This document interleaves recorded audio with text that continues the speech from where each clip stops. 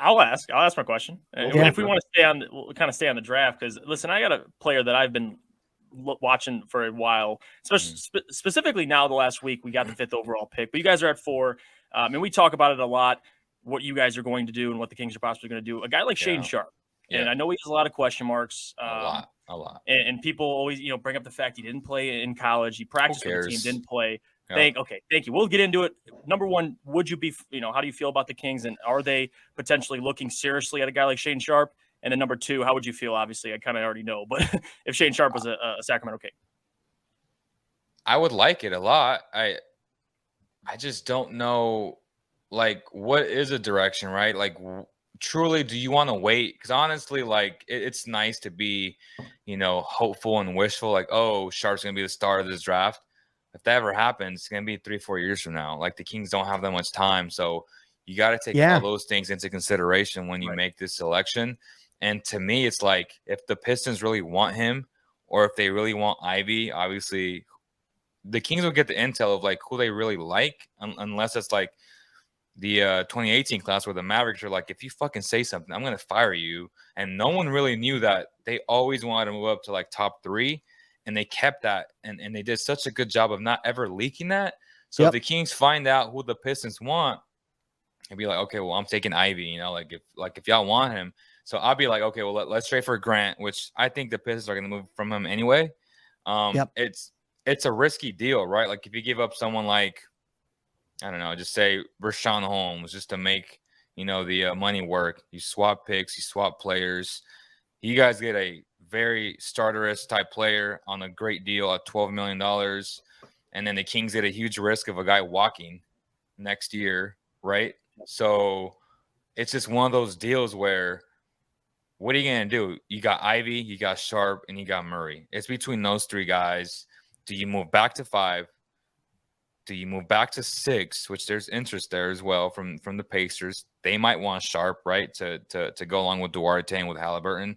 Or is it 7 where, Vince and I have proposed a Josh Hart, who, again, one of those guys that no one ever fucking talks about because he hasn't really been on a winning team, but he's just a winning player. He's such a good role player. Like, oh my gosh. And he's on a $12 million deal. Like, that. Well, how many guys around this league? Like, how many guys are there around this league that just are good basketball players that could go out and just, for like any team, could go on a playoff run and just play absolutely, amazing hoops. He's just one of those guys where, like you said, like even like Brandon Ingram, people don't really give him his shine to look at how great of a player he was too until the Pelicans are in the playoffs or actually doing things. There's just, like you said, there's just so many question for you guys, like Josh Hart, does he not start on the Bucks and make a big difference there over a guy like over Matthews? Oh yeah. Oh, absolutely. Like, is that not a big difference there of like talent, skill? It's just crazy to me. And like, you need these, star role players.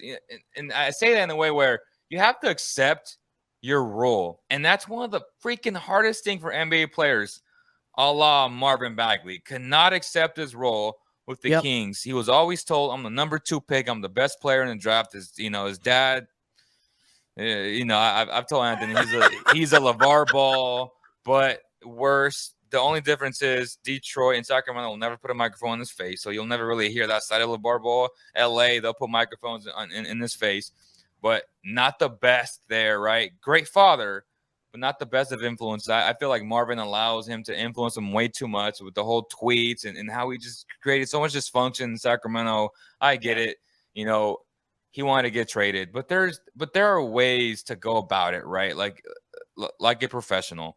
So you have that, like those type of things where I look at a guy like Josh Hart who can impact winning now, who can help you elevate yourself, and really be like a floor raiser, right? So do you have those options? Like, do you call Detroit, Indiana, and Portland? Because the Kings jumped all of those teams, so they have the leverage.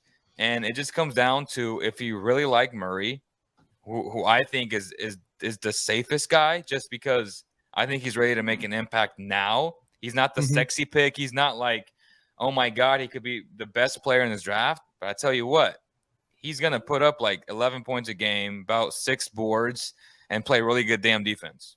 Yeah. And that's winning basketball. Yeah. And I want to do a quick follow up to that too.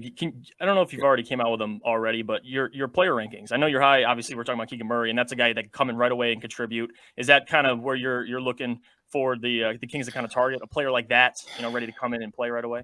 So my dream would be for you guys to accept the trade. You get Jerami Grant, and then you draft, Murray, and all of a sudden you go from having no wings, no 3-4s, no stretch bigs to go along with Sabonis to having 2 of them, and having that depth. You're like, that's a hell of a season. That's a hell of an off season. Yeah. In a perfect world, obviously, I'm just so intrigued by the unknown of a Sharp because he does have a chance to be a star. And again, it just depends philosophically. Where are you as an organization? I think the Pistons makes more sense to go for Sharp because you guys aren't that urgent to win now, right? Right.